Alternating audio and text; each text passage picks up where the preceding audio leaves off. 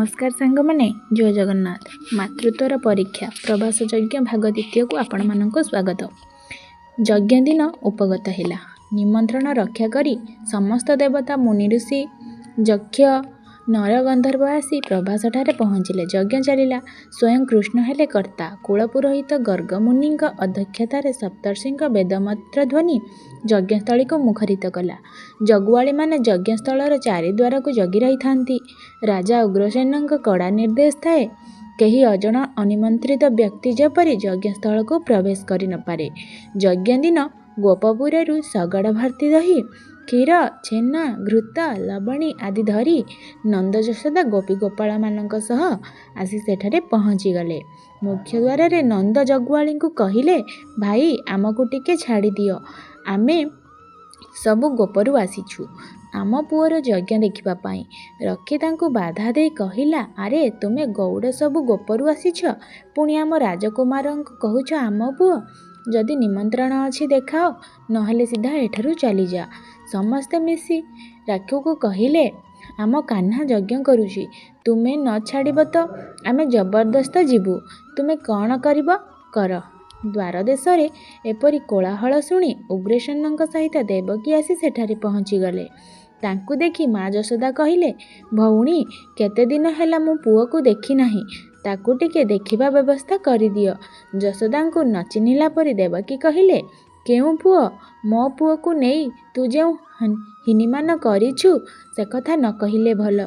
सामान्य टिके अली अझट पाई तू ताकु बांधी छाट मारिलु, पुणी कालिंदी ह्रद को कमल तोलिबा को साप मुह को पठाई देलु।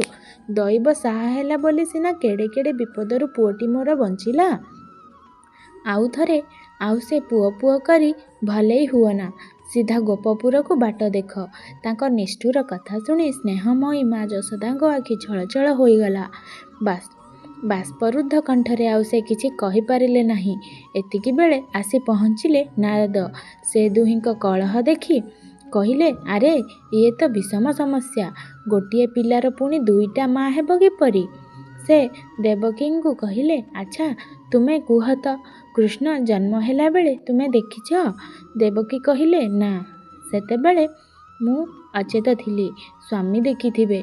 वसुदेवंकु नारद पचारिबारु से कहिले, प्रसव बेले मते टिकिए निद लागी जाइथिला, आखि खोलिबा परे मु देखिछि, किंतु कन्याटिए। ताकु कंसा शिलारे नहीं निष्ठुर भावे कचाड़िबारु सीए कुआड़े उभान होईगला। यशोदा को पचरा जिबारु से कहिले, मु भी अचेत थिली, पिलाटिकु निश्चय मो धाई देखिछि। सेठी थिबा धाई को पचरा गला। से कहिला, मु भी सोई पड़िथिली, उठी देखिला बेलकु खूब सुंदरिया पुओटिए माँ यशोदा पाखरे सोई कुआ कुआ होई कांदुछि। देवर्षि शिरे हाथ बुलाई कहिले, ओहो जटिल समस्या। किछि समय परे नारद कहिले, अच्छा किए प्रकृत माँ जानिबा पाई मो गोटिए परीक्षा करिबी। तुमे दुहे कृष्ण को डाकी चाल, सही डाकरे जेउ माँ स्तनरु क्षीर स्रविब मु जानिबी सेई ही प्रकृत माँ। नारदंक कथा शुणी देवकी कहिले, आपण कौन कहउछंती मुनिवर? एही बयसरे स्तनरु क्षीर झरिब, एहा कौन संभव? किंतु यशोदा किछि न भावी कहिले, मु आजी मो पुओ को निश्चय मो क्षीर पियाइबी। से आउ काल विलंब न करी डाकी डाकी चलिले, कान्हा कान्हा, आरे मोर कलामाणिक, आ तू टिकिए मो कोलकु आ, तते न देखिले मु आउ एहिठारे प्राण विसर्जन करिबी आजी। माँ एमिति डाकी चली थांती।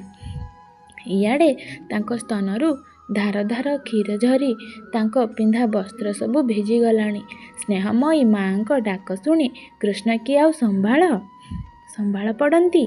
से संगे संगे गोटिए छोट बालक रूपे डेई डेई आसी माँ को कोलरे बसी क्षीर पीबाकु लागिले।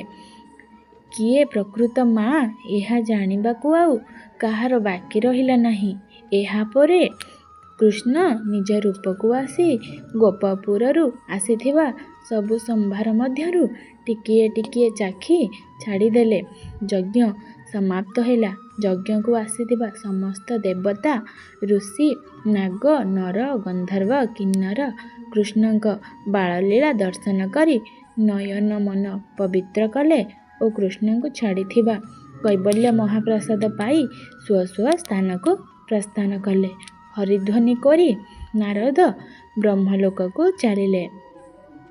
ଶ୍ରୀକୃଷ୍ଣ ଦେବକୀଙ୍କ ପାଖରେ ରହିଗଲେ ସିନା, କିନ୍ତୁ ତାଙ୍କ ମନ ପ୍ରାଣ ରହିଗଲା ଗୋପପୁରରେ ନନ୍ଦ ଯଶୋଦାଙ୍କ ନିକଟରେ। ତେବେ ସାଙ୍ଗମାନେ, ଯଦି ଆଜିର ଭିଡ଼ିଓଟି ଆପଣମାନଙ୍କୁ ଭଲ ଲାଗିଥାଏ ତାହେଲେ ଲାଇକ୍, ସେୟାର, ସବସ୍କ୍ରାଇବ୍ ନିହାତି କରିଦେବେ। ରହୁଛି ଜୟ ଜଗନ୍ନାଥ। ଆଉ ହଁ, ବେଲ୍ ଆଇକନ୍ଟିକୁ ଆପଣ ଦବାଇ ଦେବେ ଯେମିତିକି ମୋ ଭିଡ଼ିଓ ଆପଣଙ୍କ ପାଖରେ ପହଞ୍ଚି ପାରିବ।